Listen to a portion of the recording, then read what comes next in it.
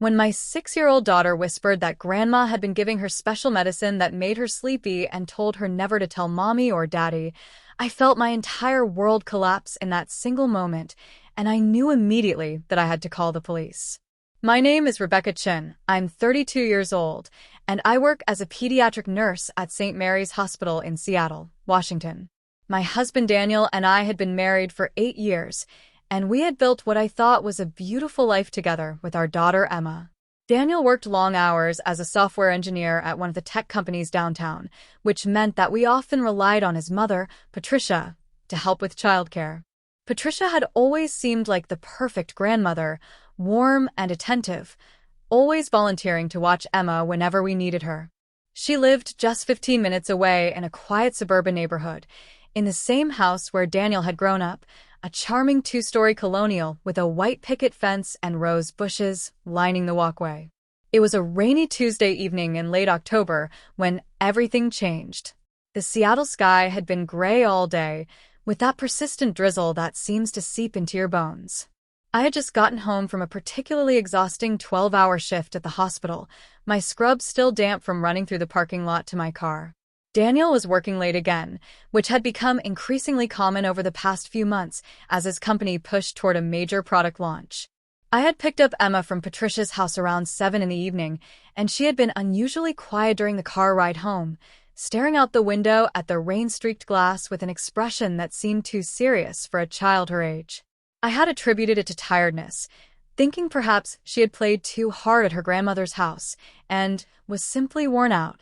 After dinner, a simple meal of chicken nuggets and steamed broccoli that Emma barely touched, I ran her a warm bath filled with her favorite lavender-scented bubbles. The bathroom filled with steam as she played with her collection of plastic sea creatures, lining them up on the edge of the tub in what she called her ocean parade.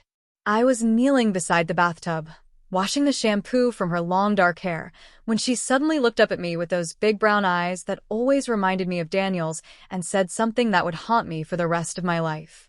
Her voice was barely above a whisper, trembling slightly as she spoke. Grandma gives me special medicine when I stay at her house. She says it helps me be a good girl and sleep well. She told me never ever to tell you or Daddy about it, that it was our special secret, and that if I told, something bad would happen. My hands froze in her hair, the warm water from the cup I was using to rinse the shampoo suddenly feeling ice cold against my skin. I forced myself to keep my voice calm and steady, even though my heart was pounding so hard I could hear it in my ears. What kind of medicine, sweetheart? Can you tell Mommy what it looks like? Emma's lower lip trembled as she described small white pills that her grandmother would crush up and mix into juice or sometimes into applesauce. Sometimes the juice tasted funny, she said, her voice getting smaller with each word. And after I drink it, I get really sleepy and everything feels fuzzy, like I'm floating. When I wake up, Grandma tells me I've been such a good girl and that I slept for a really long time. The room seemed to tilt around me as I listened to my daughter describe what could only be some form of sedation. If you're following this story and want to hear what happens next, please click that subscribe button right now. We're working toward our goal of 1,000 subscribers, and your support means everything. Hit that red subscribe button and join this community as we uncover the truth together. I carefully helped Emma out of the bath, wrapped her in her favorite pink towel with a hood that made her look like a little bunny, and carried her to her bedroom. My mind was racing with possibilities, each one more terrifying than the last. As a pediatric nurse, I knew the dangers of giving medication to children without proper medical supervision, and the thought that my own mother-in-law had been doing this to my daughter filled me with a cold rage that I had never experienced before. I tucked Emma into bed, reading her 3 stories even though she usually only wanted one, desperate to keep her talking, to extract more information without frightening her further. She fell asleep quickly, her small hand curled around her stuffed elephant, and I sat there in her darkened room watching her breathe, tears streaming down my face as I tried to process what she had told me. I waited in the living room for Daniel to come home, pacing back and forth across the hardwood floor, my phone clutched in my hand as I debated whether to call him at work or wait until he arrived. The house felt too quiet, too empty, with only the sound of rain against the windows and the occasional car passing on the street outside. When I finally heard his key in the lock just after 10 o'clock, I met him at the door before he even had a chance to take off his jacket. His smile faded immediately when he saw my face. "What's wrong? Is Emma okay?" he asked, his voice filled with instant concern. I led him to the couch and made him sit down, then told him everything that Emma had revealed in the bathtub. I watched the color drain from his face as I spoke, his expression moving from confusion to disbelief to horror in the span of just a few minutes. Daniel's first reaction was denial, which I had expected. "That can't be right, Rebecca. My mother would never do something like that. Emma must have misunderstood something, or maybe she's confusing a vitamin with medicine, or maybe this is just her imagination." He ran his hands through his hair, a gesture he always made when he was stressed. But I could see the doubt creeping into his eyes even as he spoke the words. I reminded him of how specific Emma's description had been, how she had mentioned the fuzzy feeling and the long periods of sleep, how frightened she had seemed when talking about keeping the secret. "This isn't imagination, Daniel," I said firmly, my voice barely controlled. "This is real, and we need to deal with it right now. Tonight. Your support keeps this channel going. If this story is keeping you on the edge of your seat, show your support by subscribing. We're so close to reaching 1,000 subscribers, and every single subscription helps us continue bringing you these compelling stories. Click that subscribe button now." We argued for nearly an hour about what to do next. Daniel wanted to confront his mother first, to give her a chance to explain before we involved anyone else. He kept saying things like there must be a logical explanation, or maybe she gave Emma some children's Benadryl one time when she had allergies, and Emma misremembered it. But I knew better. As a medical professional, I understood the implications of what Emma had described, and I knew that confronting Patricia before gathering evidence could give her time to hide whatever medications she had been using, or to destroy any proof of what she had done. We needed to approach this methodically, carefully, with Emma's safety as our absolute top priority. Finally, Daniel agreed that we should at least search his mother's house before confronting her directly. The next morning, Wednesday, I called in sick to work for the first time in over a year, claiming a stomach bug that would keep me out for a few days. Daniel did the same, sending an email to his manager about a family emergency. We kept Emma home from school as well, telling her teacher that she wasn't feeling well. I spent the morning observing Emma carefully, looking for any signs of ongoing effects from whatever medication she had been given. She seemed perfectly normal, playing with her dolls in the living room, humming little songs to herself as she created elaborate storylines for her toys. But I noticed that when I mentioned we would be going to Grandma's house later, she became very quiet and her hands stilled on the doll she was holding. "Do we have to go?" she asked in a small voice. "I don't really want to go today." That reaction told me everything I needed to know. I knelt down beside her and promised that Mommy and Daddy would be with her the entire time, that she wouldn't be alone with Grandma, and that she was safe. I could see the relief wash over her small face, and it broke my heart to realize that my daughter had been carrying this fear and this secret for who knows how long. How many times had Patricia drugged my child? How long had this been going on? The questions circled in my mind like vultures, dark and ominous. We arrived at Patricia's house around 2 in the afternoon, after calling ahead to make sure she would be home. The street was quiet, lined with mature maple trees that were just beginning to turn brilliant shades of orange and red. Patricia's house looked as welcoming as ever, with its neatly maintained lawn and the autumn wreath on the front door featuring artificial sunflowers and gourds. Patricia answered the door with a bright smile, wearing one of her usual cardigans, this one a soft lavender color, and pearl earrings that caught the afternoon light. "Oh, what a wonderful surprise," she exclaimed, immediately reaching for Emma, who instinctively stepped behind my leg. "Is everything all right?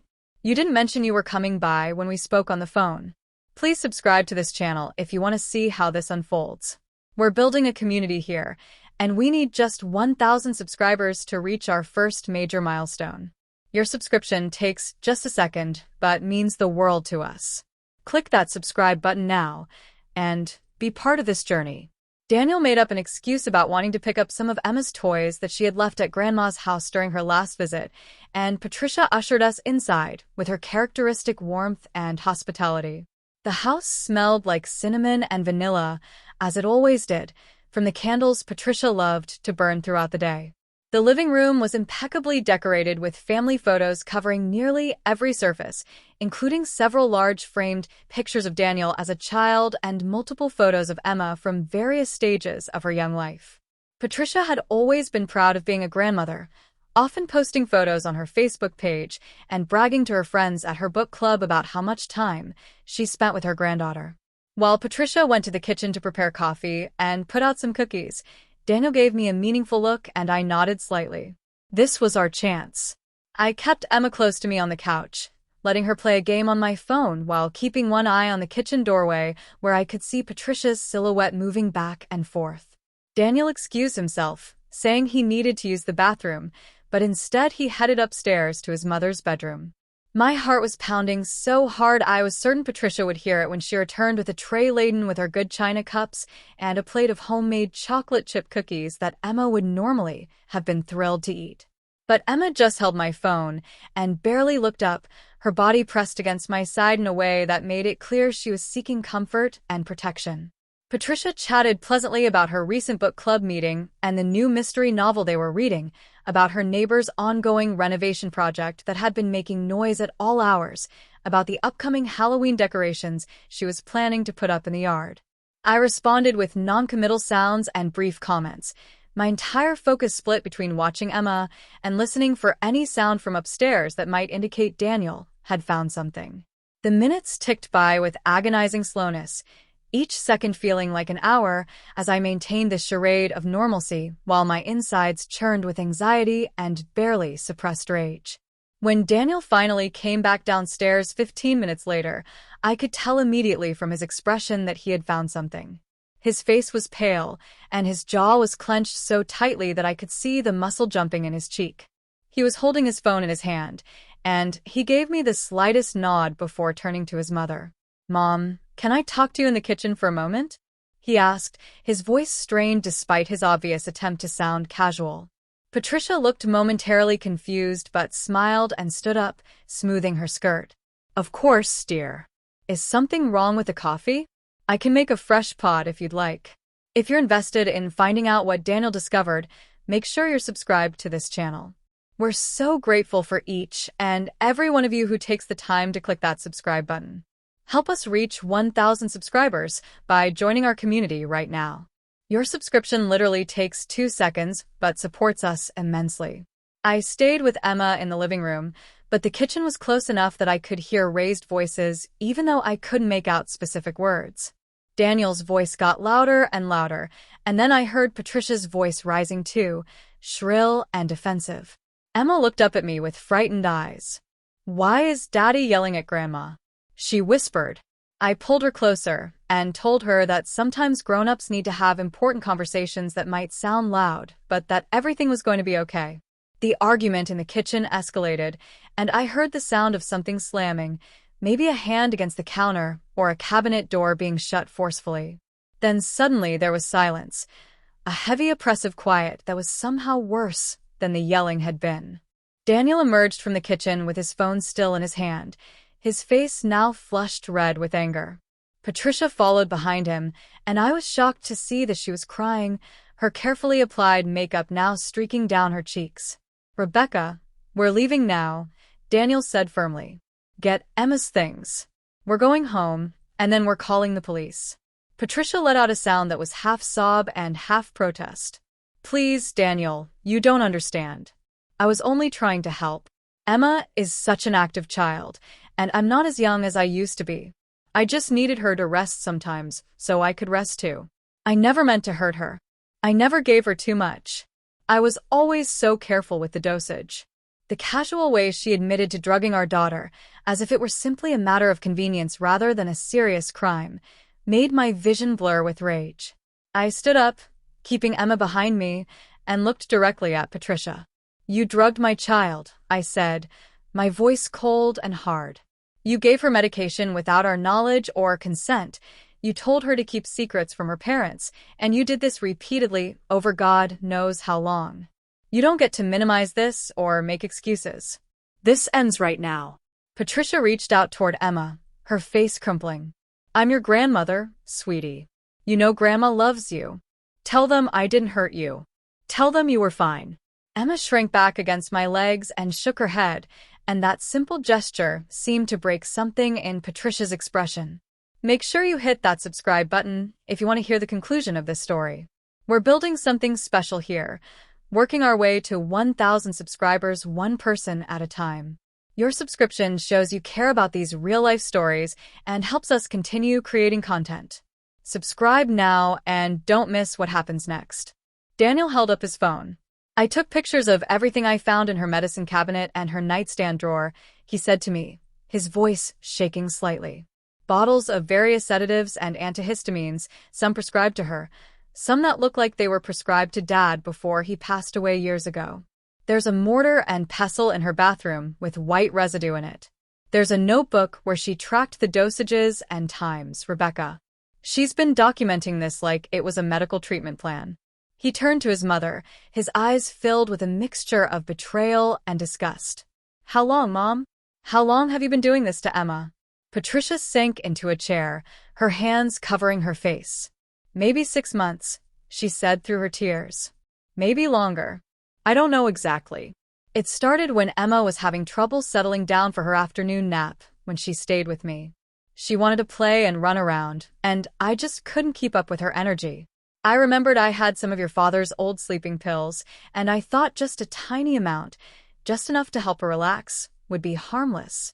The first time I did it, she slept for 3 hours and woke up so peaceful and happy. So I kept doing it whenever she stayed with me. I thought I was being helpful.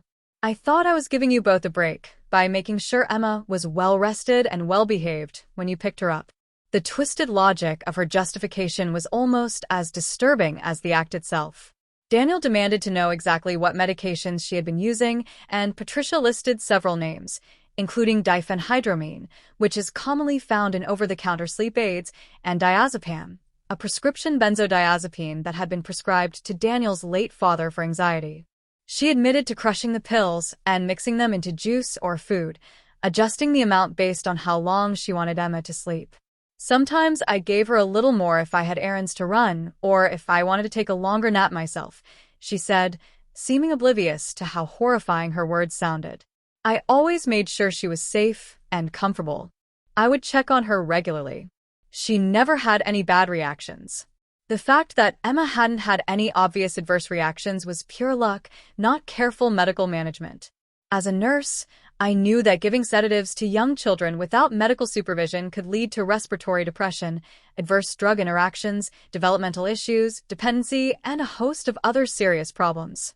The dosages that might seem small to an adult could be dangerous for a child Emma's size.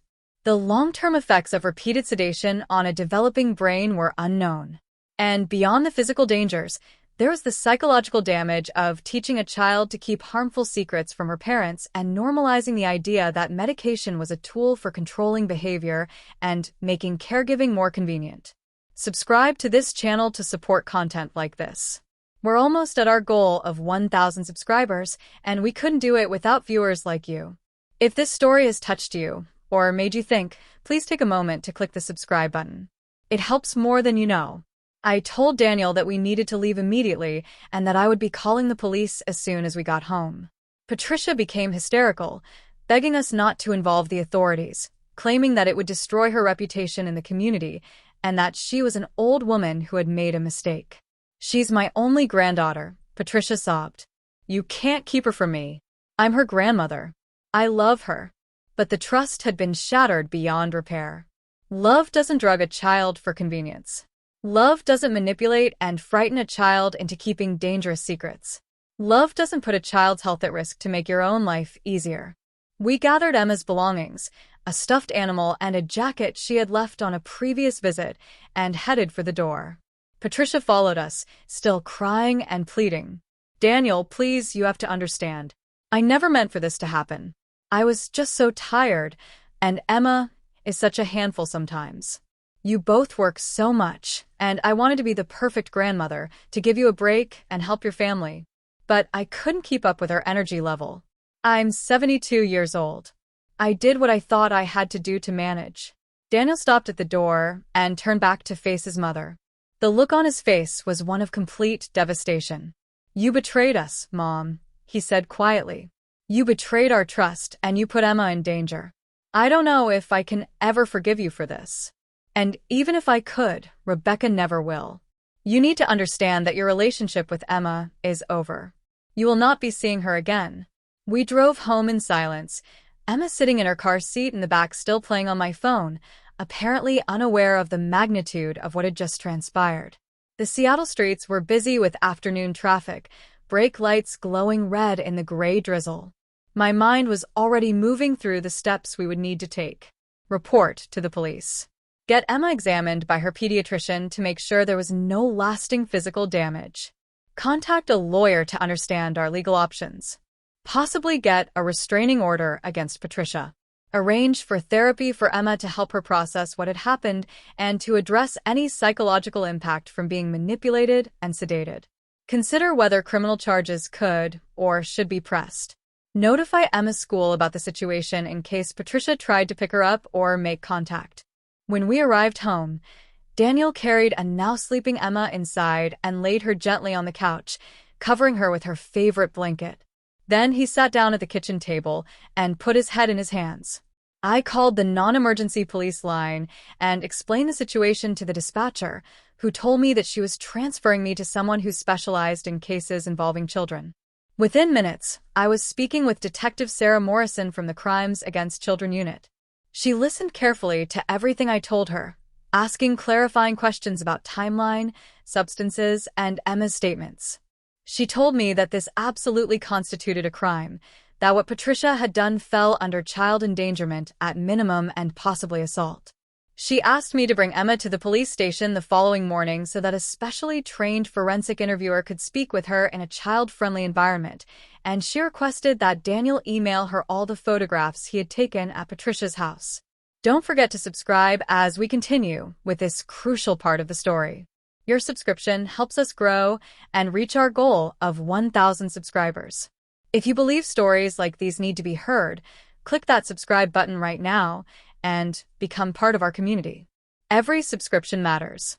That evening, we sat Emma down and explained to her in age-appropriate language that what Grandma had been doing was not okay, that medicine should only be given by Mommy and Daddy or by a doctor, and that she had done exactly the right thing by telling me about it.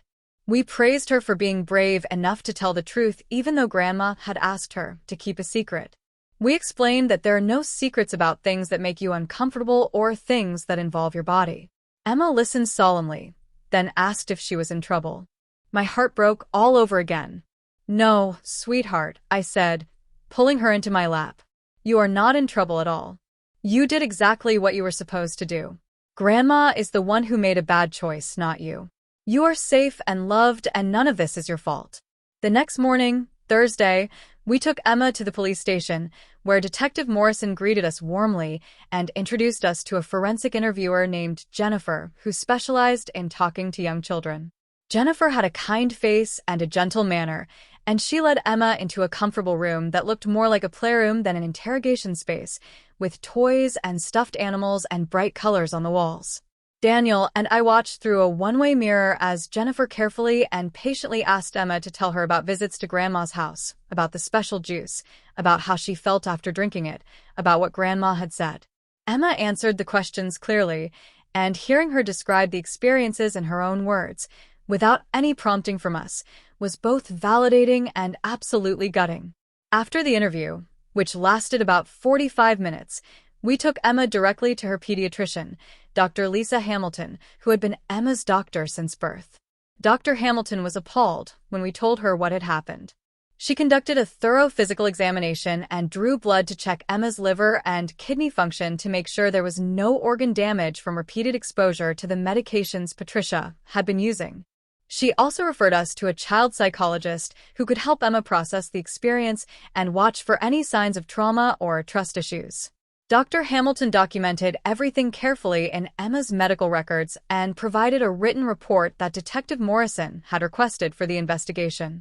If this story is resonating with you, please show your support by subscribing to the channel.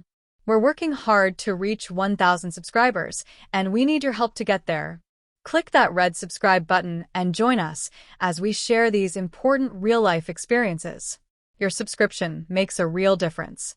Over the next few days, the investigation moved forward quickly.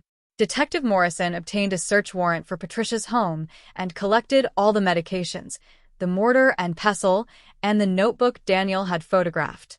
A toxicology expert reviewed the evidence and confirmed that the substances and dosages Patricia had been using posed significant risk to a child Emma's age. The prosecutor's office decided to file formal charges against Patricia, including multiple counts of reckless endangerment of a child and administering harmful substances to a minor. Patricia retained a lawyer who immediately began arguing that she was an elderly woman who had made a mistaken judgment but had never intended to harm her granddaughter. The lawyer painted Patricia as a devoted grandmother who had been overwhelmed by caregiving responsibilities and had made poor choices, but didn't deserve criminal prosecution. Daniel was torn apart by the situation. This was his mother, the woman who had raised him, and despite the horror of what she had done, he struggled with the idea of her potentially going to jail. He spent hours on the phone with his sister Claire, who lived in California and who was equally shocked by the revelations. Claire flew up to Seattle the following week to help us deal with the situation and to confront their mother herself. When Claire met with Patricia, she was just as angry as we were, telling Patricia that she could never trust her around her own children now and that their relationship was fundamentally damaged. Patricia seemed unable to fully grasp the severity of what she had done, continuing to frame it as a misunderstanding and claiming that the legal system was overreacting. The legal process was slow and emotionally exhausting. There were multiple court appearances, meetings with the prosecutor, and endless paperwork. Patricia pleaded not guilty initially, forcing us to prepare for the possibility of a trial where Emma might have to testify. The thought of putting our daughter through that experience was agonizing, but the prosecutor assured us that they would do everything possible to protect Emma and that the physical evidence was strong enough that they might be able to secure a conviction without Emma needing to appear in court. The toxicology reports, Patricia's own notebook documenting dosages, and Daniel's photographs provided a clear picture of deliberate, repeated actions that endangered a child. Please consider subscribing to this channel if you haven't already. We're so close to our goal of 1,000 subscribers, and your support helps us continue bringing you these powerful stories. Take a moment right now to click that subscribe button and be part of our growing community. Meanwhile, Emma began therapy with Dr. Rachel Torres, a child psychologist who specialized in trauma. Dr. Torres used play therapy and art therapy to help Emma express her feelings and process what had happened. Slowly, over weeks and then months, we began to see Emma return to her normal, cheerful self. She had nightmares for a while, often waking up crying and asking if Grandma was in the house. We reassured her constantly that Grandma was not allowed to come to our house and that we would keep her safe always. We installed a new security system that gave us peace of mind and helped Emma feel more secure. We also made significant changes to our childcare arrangements, reducing our work hours where possible and hiring a professional nanny who came with impeccable references and background checks.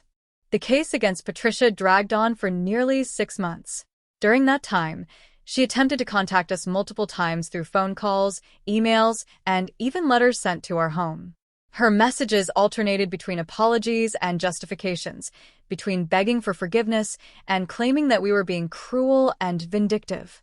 We obtained a no-contact order that legally prohibited her from attempting to reach us or come near Emma, and we documented every violation to report to the court. Patricia's lawyer eventually advised her that going to trial would likely result in a harsher sentence than accepting a plea deal, and finally, just before the trial date, Patricia agreed to plead guilty to reckless endangerment in exchange for a reduced sentence. The sentencing hearing was held on a cold March morning, nearly 5 months after Emma's initial disclosure. Daniel and I both provided victim impact statements, describing the fear and betrayal we had experienced, the trauma that Emma had endured, and the lasting impact on our family. I spoke about the violation of trust that occurred when someone who was supposed to protect and nurture our child instead drugged her for convenience. Daniel spoke about the complexity of loving someone and being horrified by their actions at the same time, about the grief of losing his mother not to death, but to her own inexcusable choices. The judge listened carefully and then sentenced Patricia to 1 year in county jail, followed by 3 years of probation, during which she would be prohibited from any contact with minors without supervision and would be required to complete parenting and boundaries education programs. Subscribe now if you want to be part of this community and hear more stories like this one. We're building toward 1,000 subscribers, and every single subscription brings us closer to that goal. Your support means everything. Click the subscribe button and join us on this journey.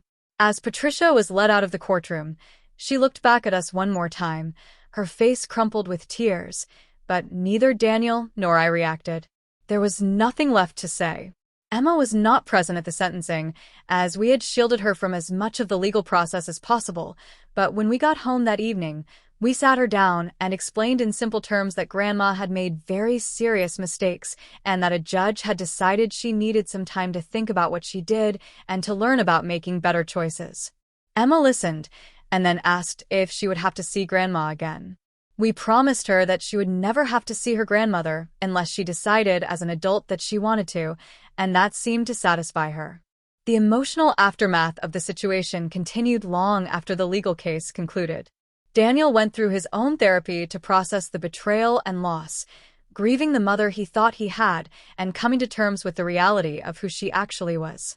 Our marriage was strained by the stress of everything, and we went through couples counseling to learn how to support each other through trauma and maintain our connection while dealing with such a painful family crisis. Slowly, month by month, we rebuilt our sense of security and normalcy. Emma thrived in first grade, making friends and excelling academically, showing no obvious lasting effects from what she had experienced except for a wariness around older adults that we hoped would fade with time and continued therapy. Claire remained in contact with us, and she became a positive aunt figure in Emma's life, visiting several times a year and video calling regularly. She had completely cut ties with Patricia, unable to forgive her mother for what she had done. Patricia served her full jail sentence and was released on probation, and according to the conditions of her probation, she was required to participate in regular check-ins with a probation officer who monitored her compliance with a no-contact order. We heard through mutual acquaintances that Patricia had sold her house and moved to a retirement community in another state, perhaps seeking a fresh start where her crimes were not known to her neighbors and peers. If you followed this entire story, thank you so much for being here. Please subscribe to show your support for this channel. We're working toward 1,000 subscribers, and you can help us reach that milestone by clicking the subscribe button right now. Every subscription helps us grow and continue sharing these important stories. 2 years after the initial disclosure, on a sunny Saturday afternoon in early summer, Daniel and I sat in our backyard watching Emma play on her swing set, her laughter ringing out clear and joyful across the lawn. The grass was green and lush. The rose bushes I had planted along the fence were in full bloom, and the Seattle sky was that brilliant blue that only appears a few times each summer. Emma called out for us to watch as she jumped off the swing at the apex of its arc, landing in a perfect crouch before raising her arms triumphantly. "Look how high I went," she shouted, her face glowing with pride and happiness. Daniel reached over and took my hand, squeezing it gently, and I squeezed back. Our daughter was safe, healthy, and thriving. That was what mattered most. The experience had changed us all in profound ways. I became more vigilant, perhaps overly so, about who we trusted with Emma's care, thoroughly vetting anyone who spent time with her, and having explicit conversations about boundaries and appropriate caregiving. Daniel had to reconcile his image of his mother with the reality of her actions, a painful process that involved accepting that people we love are capable of causing great harm, and that sometimes protecting our children means creating permanent distance from family members. Emma learned, perhaps earlier than we would have wished, that some adults make bad choices and that it is always okay to tell trusted grown-ups about things that make you uncomfortable or scared, even if someone tells you to keep a secret. We also became advocates for awareness about medication safety and the dangers of improper sedation of children. I gave talks at my hospital and at local parenting groups about the warning signs of caregiver drug facilitation and about the importance of open communication with children about bodily autonomy and secrets. We wanted other families to learn from our nightmare, to recognize the red flags we had missed, to understand that danger can come from the most unexpected sources, even from beloved family members who seem trustworthy and well-intentioned. The question that haunted me for a long time was how I had missed the signs. Had Emma been unusually drowsy when I picked her up from Patricia's house?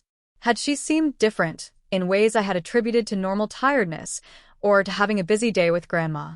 Looking back with the clarity that hindsight provides, I could identify moments where Emma had been particularly quiet or lethargic after spending time with Patricia, instances where she had fallen asleep unusually quickly in the car on the way home, occasions where she had seemed vaguely confused or disoriented. But in the moment, none of these had triggered alarm because they seemed explainable, because I trusted my mother-in-law completely, and because I could not have imagined that anyone, let alone a grandmother, would deliberately drug a child.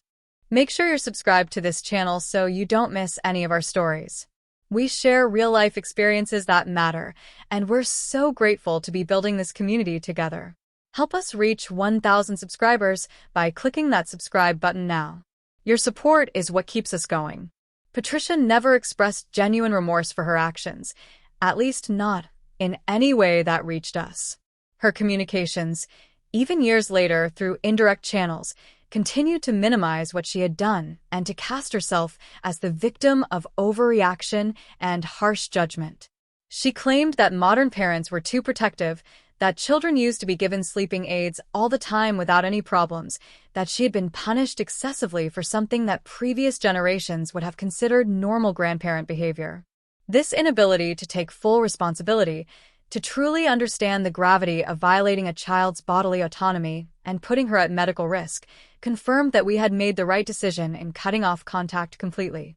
Emma is 9 years old now as I write this, a bright and energetic child who loves reading, soccer, and spending time with her friends. She has a new grandmother figure in her life in the form of my own mother, who moved to Seattle 2 years ago to be closer to us, and who has built a beautiful relationship with Emma based on respect, clear boundaries, and genuine love. Emma rarely asks about Patricia anymore. When she does, usually prompted by seeing something that triggers a memory, we answer her questions honestly but briefly, reinforcing that what happened was not her fault and that she is safe and loved. Her therapist believes that Emma has processed the trauma remarkably well and that with continued support and open communication, the long-term psychological impact will be minimal. The ripple effects of Patricia's actions extended far beyond our immediate family. Daniel's relationship with his sister Claire became stronger as they supported each other through the complicated grief of losing their mother to her own choices. They talk regularly now, processing their shared childhood and examining it through a new lens, wondering what other boundary violations or manipulations they had normalized growing up that might explain how Patricia could have justified her actions to herself. Claire has been in therapy as well, working through her own complex feelings about their mother and about family dynamics in general. She has become much more intentional about the values she wants to instill in her own children and about the importance of teaching them to speak up about anything that makes them uncomfortable. Within our extended family and friend group, the revelation about what Patricia had done sent shockwaves that changed how people thought about childcare and trust. Several of our friends admitted that they had never considered that a family member could pose such a risk, that they had assumed danger came only from strangers or from obviously troubled individuals. The case became a cautionary tale that was shared in hushed conversations at playgrounds and school pickup lines, a reminder that vigilance is necessary even with those we love most. Some people were uncomfortable with how severely we had responded, suggesting that family therapy and supervision rather than criminal prosecution might have been more appropriate, but we never second-guessed our decision to involve law enforcement. Emma's safety was non-negotiable, and the legal system exists precisely to protect vulnerable children from harm. Before we wrap up this story, I want to ask you one more time to please subscribe to this channel. We're so close to reaching 1,000 subscribers, and your support makes all the difference. If these real-life stories matter to you, show your support by clicking that subscribe button right now. Thank you for being part of this community. The professional consequences for Patricia extended beyond the criminal case as well. She had been an active member of her church community, volunteering in the nursery and children's programs, and when word of her conviction spread through her congregation, she was quietly asked to step down from all volunteer positions involving minors. Her friendships within her book club and gardening club dissolved as people distanced themselves from someone who had committed such a shocking betrayal of trust. Patricia's social isolation was largely self-imposed in that she chose to move away rather than face the judgment and questions of her community, but it was also a natural consequence of actions that revealed character flaws that many people found impossible to overlook or forgive. For Daniel and me, the healing process involved not just therapy and time, but also concrete actions to rebuild our sense of control and safety. We created detailed emergency plans and discussed with Emma exactly what to do if anyone ever made her uncomfortable or asked her to keep inappropriate secrets. We taught her the difference between fun surprises, like planning a birthday party, and harmful secrets, like being asked to hide something that involves her body or safety. We practiced scenarios through role-play, giving her language to use if she needed to advocate for herself. These conversations were age-appropriate but thorough, and Emma became quite skilled at articulating her boundaries and asserting her right to say no to things that felt wrong to her. We also made changes in our own lives to reduce the stress and exhaustion that had contributed to our heavy reliance on Patricia for childcare in the first place. Daniel negotiated a more flexible work schedule that allowed him to work from home 2 days per week, reducing his commute time and giving him more hours with Emma. I shifted to a part-time schedule at the hospital, working 3 12-hour shifts per week instead of 4, which gave me an extra day off to spend with Emma and to manage household responsibilities without feeling constantly overwhelmed. These changes came with financial sacrifices, as we earned less money and had to cut back on certain luxuries, but the trade-off was worth it for the peace of mind and family time we gained. The nanny we hired, a wonderful woman named Maria, who had 15 years of experience in early childhood education, became an integral part of our family support system. Maria was loving but professional, maintaining clear boundaries and providing detailed daily reports about Emma's activities, meals, and moods. She never gave Emma any medication without explicit written permission from us, not even a children's pain reliever for a headache, and she encouraged Emma's independence and decision-making in age-appropriate ways. Watching Emma thrive under Maria's care, seeing the healthy and transparent relationship they developed, highlighted just how abnormal and unhealthy Patricia's approach had been. I hope you'll take a moment to subscribe if you haven't yet. We're building a community of people who care about real stories and real issues, and we'd love for you to be part of it.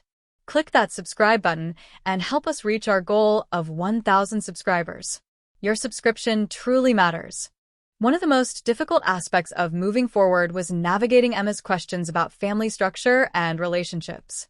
She saw her friends spending time with their grandparents and naturally wondered why she didn't see Grandma Patricia anymore.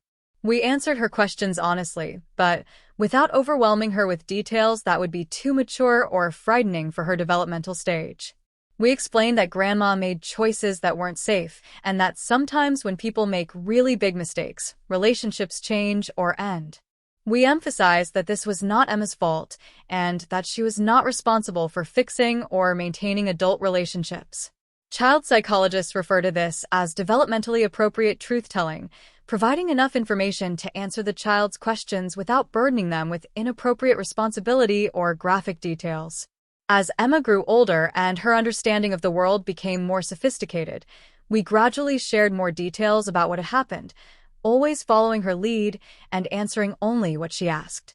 By the time she was 8, she understood that Grandma Patricia had given her medicine that made her sleepy without asking Mommy and Daddy first, and that this was dangerous and against the rules. She understood that lying to children and asking them to keep secrets from their parents is wrong.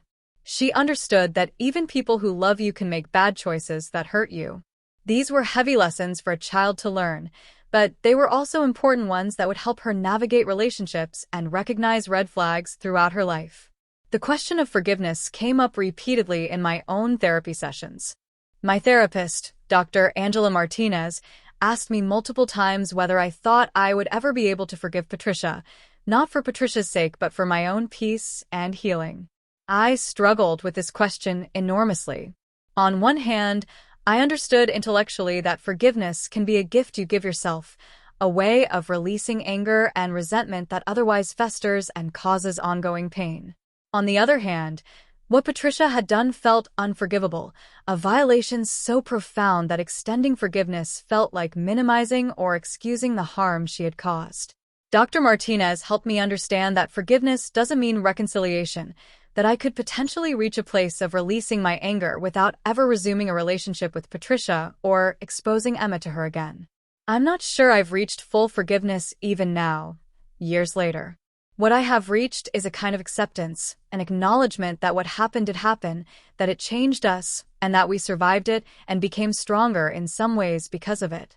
I no longer spend hours ruminating about what Patricia did or fantasizing about confronting her with the full weight of the pain she caused. I've released the fantasy that she will ever truly understand or take responsibility for her actions. I've accepted that some relationships are meant to end, even family relationships, and that protecting my child is more important than maintaining family harmony or avoiding uncomfortable social situations. Please take a second to hit that subscribe button if this story has moved you or made you think. We're working toward 1,000 subscribers, and we're so grateful for each person who joins us on this journey. Your subscription supports our channel and helps us continue sharing these powerful real-life experiences. Subscribe now. Daniel's healing journey looked different from mine. Where I felt clear and certain about cutting off Patricia permanently, Daniel wrestled with guilt and doubt for much longer. He wondered if he should have maintained some minimal contact with his mother, perhaps meeting her occasionally without Emma present, allowing her to have some role in his life, even if not in Emma's. He felt torn between loyalty to the mother who had raised him and loyalty to the daughter he was raising. Over time, with the help of therapy and long conversations with both me and his sister Claire, Daniel came to the decision that he could not have a relationship with someone who refused to take full accountability for endangering his child and who continued to minimize and justify her actions. He wrote Patricia one final letter, explaining his decision and making it clear that unless and until she demonstrated genuine understanding of the harm she had caused and genuine remorse, he could not have her in his life. Patricia never responded in a way that met those conditions, and eventually Daniel made peace with the loss of that relationship. The legal system, while ultimately holding Patricia accountable, also revealed its limitations and frustrations. The process was slow, expensive in terms of both money and emotional energy, and often felt like we were reliving the trauma repeatedly as we had to tell the story again and again to different officials, lawyers, and court personnel. The sentence Patricia received, 1 year in jail followed by probation, felt simultaneously too harsh when we thought about an elderly woman going to prison and too lenient when we thought about what she had done to our daughter. There is no perfect justice in cases like this, no punishment that can undo the harm or restore what was lost. The legal process gave us some validation that what happened was indeed criminal and serious, and it created legal barriers that prevented Patricia from having access to Emma, but it could not heal the wounds or erase the violation. One unexpected positive outcome of our ordeal was the connections we made with other families who had experienced similar betrayals of trust from caregivers. Through support groups and online communities, we met parents whose children had been harmed by babysitters, daycare workers, coaches, teachers, and other family members. These connections reminded us that we were not alone, that child abuse and endangerment happen far more frequently than most people realize, and that many families carry similar secrets and scars. Sharing our story and hearing others' stories created a sense of community and mutual support that was incredibly healing. We learned strategies from other parents about how to talk to children about body safety, how to vet caregivers more carefully, and how to heal from betrayal trauma. If you're still watching, please don't forget to subscribe to this channel. Every subscription brings us closer to our goal of 1,000 subscribers and helps us continue creating content that matters. Take just 2 seconds right now to click that subscribe button. We appreciate your support more than you know. We also became more active in pushing for better policies and protections for children in our community. I joined a local advocacy group that worked to strengthen background check requirements for people working with children and to improve mandatory reporting training for professionals who interact with children regularly. Daniel used his platform at work to organize fundraising drives for organizations that support child abuse prevention and family services. We both felt that if we could take our painful experience and use it to protect even one other child from a similar situation, then something meaningful could come from what we had endured. This sense of purpose and activism became part of our healing process, transforming us from victims into advocates. Emma's resilience throughout this entire experience was remarkable and inspiring. Children have an incredible capacity to heal when they are believed, supported, and given appropriate help. Emma never blamed herself for what happened, in large part because we consistently reinforced that she had done nothing wrong and that adults were responsible for keeping her safe. She maintained her naturally cheerful and trusting disposition, though with the addition of healthier boundaries and better awareness of appropriate versus inappropriate adult behavior. She formed secure attachments to the safe adults in her life, including her teachers, Maria, our nanny, my mother, and various family friends who became like extended family to us. She learned that while one person had betrayed her trust, many others were worthy of trust and would protect her.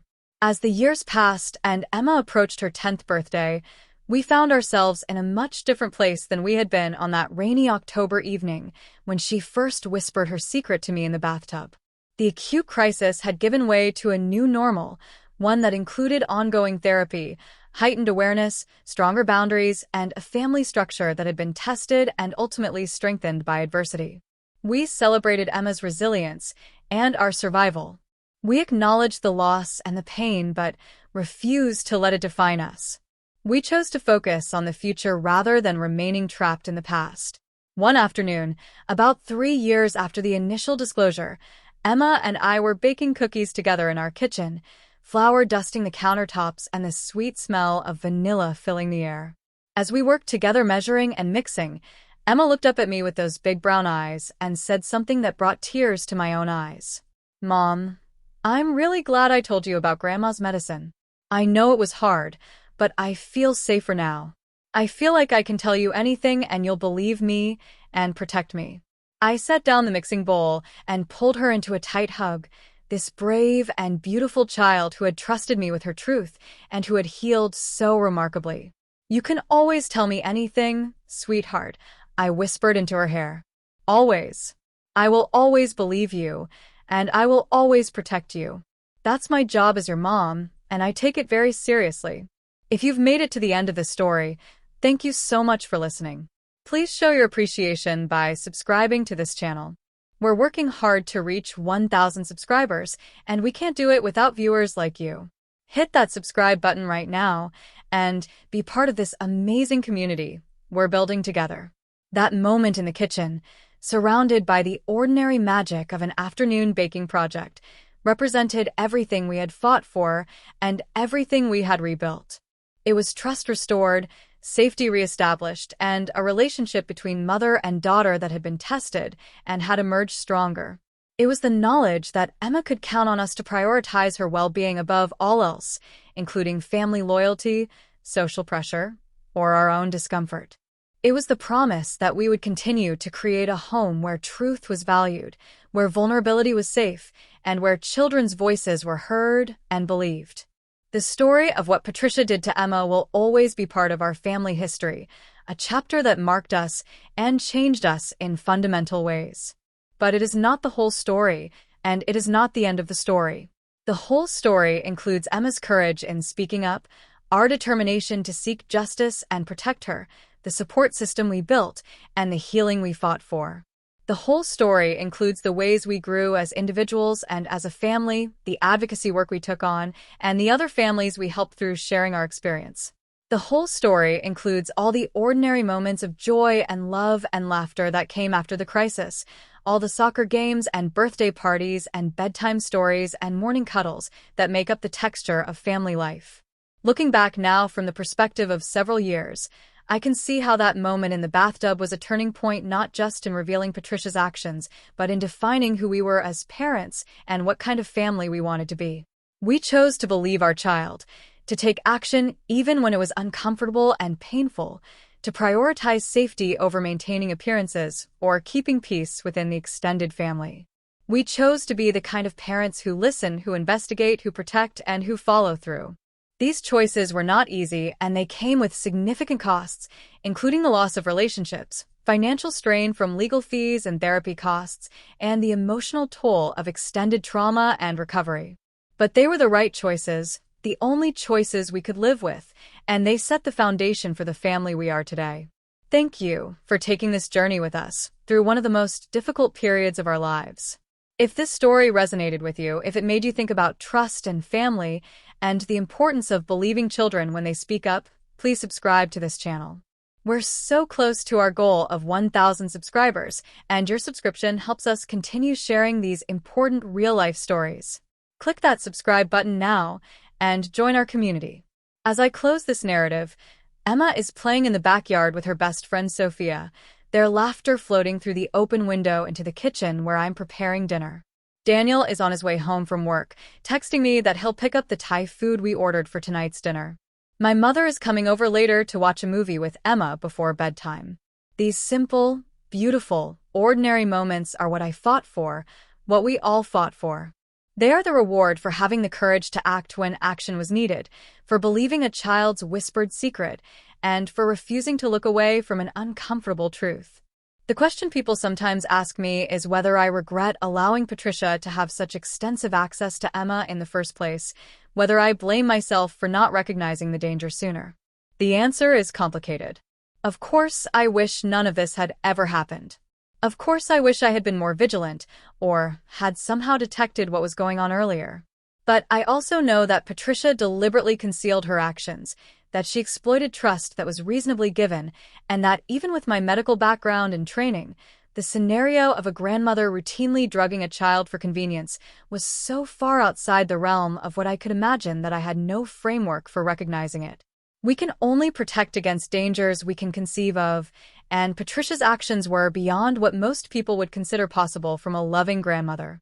What I don't regret is how we responded once we knew the truth. We acted immediately and decisively. We put Emma's needs first. We sought professional help. We involved law enforcement. We did everything in our power to ensure justice was served and that Emma would be safe going forward. Those were the choices we controlled, and I am proud of every single one of them. In the end, that's what matters most. Not that we prevented every possible harm, because that's an impossible standard, but that when harm occurred, we responded with courage, love, and unwavering commitment to our child's well-being. Before I finish, I want to ask you one final time to please subscribe to this channel if you haven't already. Your subscription helps us reach our goal of 1,000 subscribers and supports the creation of more content like this. If you believe these stories need to be told and heard, click that subscribe button right now. Thank you for being here with us. The journey from that October evening when Emma whispered her secret to where we are today was long and painful and transformative. We learned things about human nature and family dynamics and institutional systems that we wish we didn't know. We lost relationships and innocence and the comfortable assumption that family always means safety. But we also gained things that are precious beyond measure. We gained the knowledge that we could face a crisis and survive it together.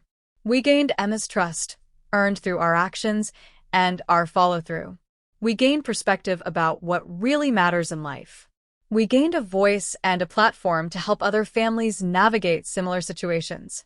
And most importantly, we gained the future, all those ordinary, beautiful moments that stretch ahead of us, moments that are only possible because we had the courage to believe a child, to act on that belief, and to do whatever was necessary to protect her.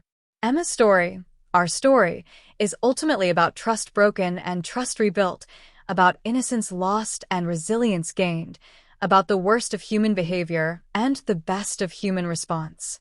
It is a story that I wish I never had to tell, but it is also a story that I am grateful to share if it helps even one parent recognize warning signs, believe their child, or find the courage to act when action is needed. If you are facing a similar situation, please know that you are not alone, that the system exists to protect children even when it feels overwhelming to navigate, and that your child's safety is always worth fighting for no matter how uncomfortable or costly that fight might be. Thank you for listening to our story. Thank you for caring about children's safety and for being part of a community that values truth and protection and healing. Thank you for subscribing to this channel and helping us reach our goal of 1,000 subscribers. Together, We can raise awareness about these critical issues and help create a world where every child is protected, believed, and safe.